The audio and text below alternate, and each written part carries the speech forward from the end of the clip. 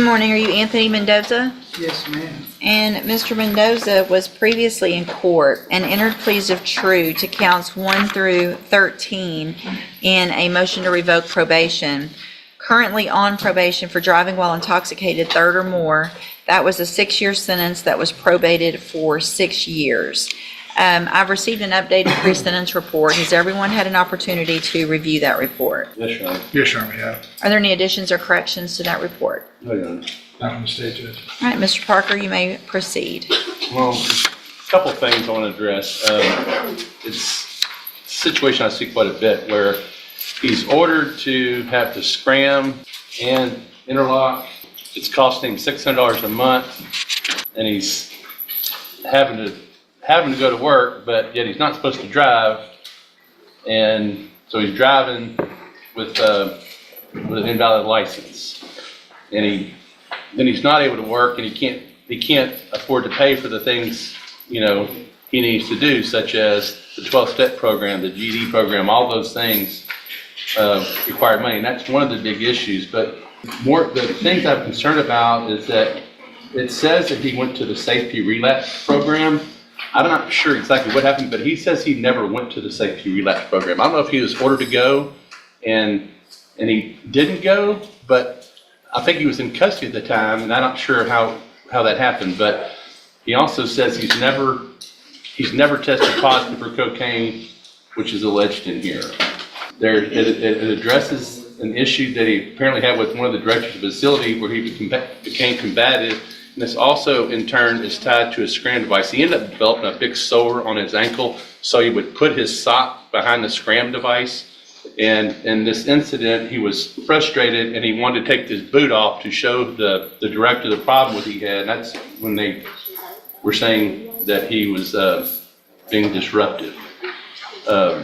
He has no other felonies, Judge, and he wants the opportunity to go back he wants to complete his probation.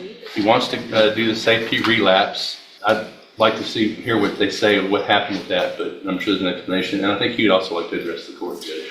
Well, let me first make sure I've got the timeline, because it appears that I see that safety he completed and then was placed on zero tolerance in the high-medium caseload. And after that, there was an issue where he was testing positive, again, for alcohol and cocaine, which I understand he denies the cocaine, but that's what this alleges. And in October of 2022, I'm assuming through an administrative hearing, was granted relapse safety. Yes, ma'am. There was a motion to revoke that was filed and came before the court, and he was ordered to go to relapse safety, and he absconded, and he never went to relapse. So he wasn't in custody? No. Okay. And then, so we didn't see him again until August 11th of 2023 when he was arrested in Houston. So here's the thing, whether you probably didn't get any paperwork. Come up here to the front in the middle here. From at least October of 2022 until August 11th of 2023, you wouldn't have known about anything because you quit going to probation. You were an absconder. And the only reason we found you is because you were arrested in Houston for aggravated assault with a deadly weapon. And then in May, we get you back here, and you were sanctioned to 180 days in jail. So this is the third time, it looks like to me, that you would have been given an opportunity to remain on probation. I gave you upfront time, continue you on probation. Courtesy supervision was sent to Harris County, and then we have the scram device issues still, alcohol violations, interlock violations, aggressive behavior, ongoing alcohol use. So if you didn't do the relapse safety, it's not anyone's fault other than your own, because if you didn't know about it, it's because you weren't going to probation. Mr. Nichols? Judge, I think it's pretty clear. He was put on zero tolerance a couple of years ago, and here we are on the second time. Third. Multiple times. Yeah. And I don't know what else we could do. So obviously I agree with the probation department's recommendation for revocation. I think he's had more than enough chances, Judge. In fact, there was one thing I want to make the court aware of. If I can call Ms. Martinez real quick. Yeah, sure. Ms. Martinez, would you please raise your right hand? Do you swear or affirm the testimony you're going to give in this hearing will be the truth, the whole truth, and nothing but the truth, so help you God? Thank you. Go ahead. Ms. Martinez, you were supervising, well, Mr. Mendoza was on Harris County supervision, correct? Yes, sir. And you were back in October when he started having these violations and the warrant was issued. Did you advise him to turn himself in? Yes. And what was his response to you? He had responded with an email that said, "Ha." That was his only reply to you? Did I ask you to print me out a copy of that? Yes. Showing you what I marked Stakes Exhibit 1 for purposes of this hearing. Is this a copy of the email with his reply to you? Yes. I'll tender to the defense attorney, Your Honor. I'll tender to the court for purposes of this hearing. I'll offer Stakes Exhibit 1. It's admitted. And is that pretty consistent with his level of cooperation and attempts to probation while he's been supervised? Yes, sir. No other questions, Your Honor. All right, any questions? Just a couple. I want to clarify on the relapse program. You said he was y'all came to court on motion to revoke. Is that my understanding? Yes. And so the safety relapse was ordered by Judge West. Yes. And when he was here, the defendant was here. Mr. Mendoza was here that time? Yes, sir. Well, wouldn't he have been taken into custody? Let me make sure, because I wasn't supervising. Okay. It looks like the hearing was completed over the phone. Okay, wait, he was not here. It was over the phone with the supervisor at that time.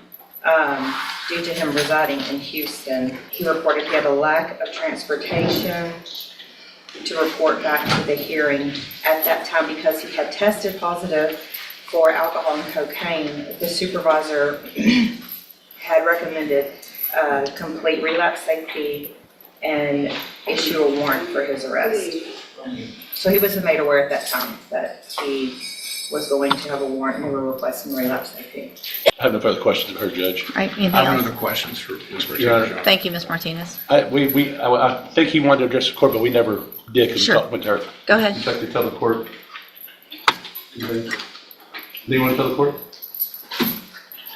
Y'all saying I went to safety twice, I never went. Nobody's saying you went to Safe P twice. We're saying you went to You're saying Safe P. I'm Hold on, absconding? don't, listen. I'm gonna let you talk, but don't talk over me.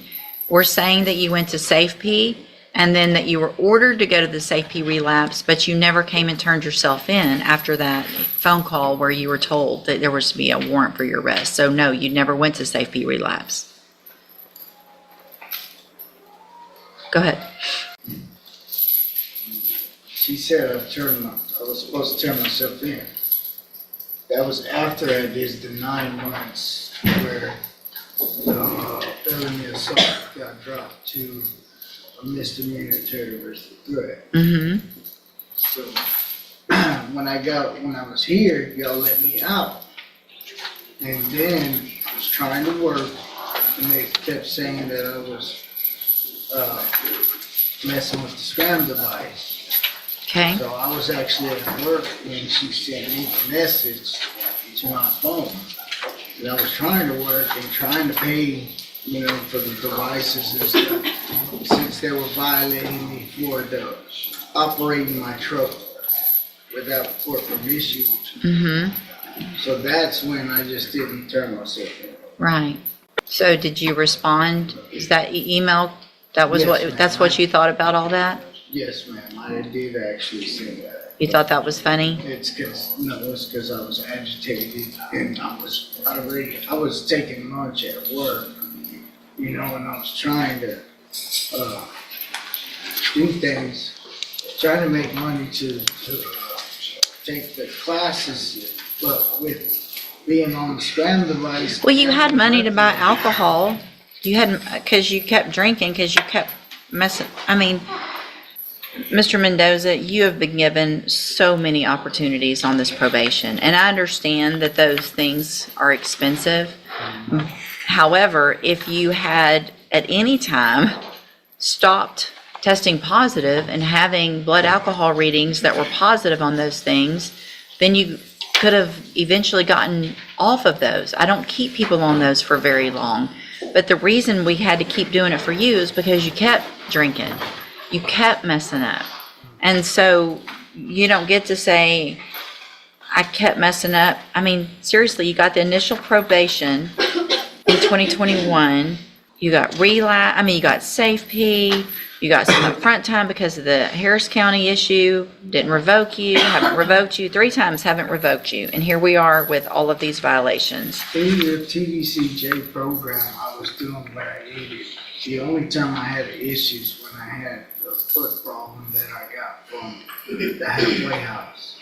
That's the only reason they said I absconded from the TDCJ program. Okay, I've actually done well through the program, through with the supervision. The only time I messed up is when they stopped supervising me and made me go do these things by myself. well, I mean, how old are you? How old are you? I'm 43. 43 years old. And I have no felonies on my record except for this. That doesn't mean anything. You have this felony and you have 6 years hanging over your head, and you've been given all the tools. You went to safety, you got aftercare. At some point, you have to take those tools and do for yourself and not come in and say, well, they made me do it for myself, so it's somebody else's fault that I kept drinking. We gave you the tools. If I can go We're done. through At this, another we're done. safety again, No, we're done. let me kiss At my the- ass. Mr. Mendoza, turn around. You can say whatever you want, but you're going to face me and you're going to get your sentence. And if at this time I could give you more, I would, I promise you, but I can't. So I'm going to find that you entered your pleas of true to counts 1 through 13 freely and voluntarily. Find those counts true. Find sufficient evidence to revoke your probation, and at this time revoke your probation. Sentence you to 6 years in the institutional division of the Texas Department of Corrections. You will receive credit on that sentence for any time that you've been in custody that the law gives you the right to receive. I'm going to hand you a certification of your right to appeal. This was not an agreement, so you do have some rights to appeal. Y'all need to sign that before you leave right now. You need to sign that you're getting a copy of it, and then we'll give you your copy, and then when you're done with that, you can go back with the bailiff. I promise And you, just but I like that, can't. the So courtroom I'm going to reaches find its that you final entered your verdict. pleas of true to After counts years 1 of through second 13 freely and chances, repeated voluntarily. violations, Find those and counts multiple true. Find opportunities sufficient to stay evidence on to revoke your probation, probation, the and at judge this time revoke your decides probation. enough is enough. Sentence you to 6 years in the 6 years institutional behind bars, division of the an Texas outcome that Department of didn't come Corrections. from one mistake, You will receive but from credit a on that long sentence for any pattern time of that you've broken been in trust. custody that the What law do you gives you think? the right to Did the court receive. make I'm the going to right hand call, you or should a Anthony certification Mendoza of your have been right to given appeal. one This was last not an chance? agreement. Let us know in the comments. So you do And have don't some forget rights to to appeal. subscribe Y'all need to for more sign real that courtroom before you leave right breakdowns and now. legal You need to sign analysis. that you're